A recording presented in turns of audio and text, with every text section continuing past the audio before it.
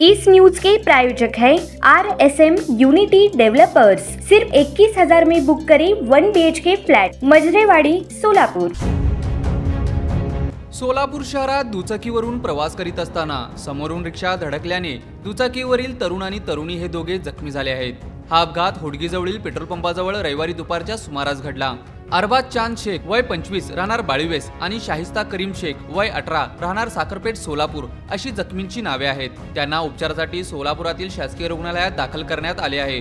ते दोघे दुपारी 2 वाजण्याच्या सुमारास साखरपेठ येथून होडगी गावाकडे दुचाकीवरून निघाले होते। साखर कारखान्याच्या पुढील पेट्रोल पंपाजवळ समोरून रिक्षा धडकल्याने दोघेही जखमी झाले। या अपघाताची नोंद तालुका पोलिसात करण्यात आली आहे।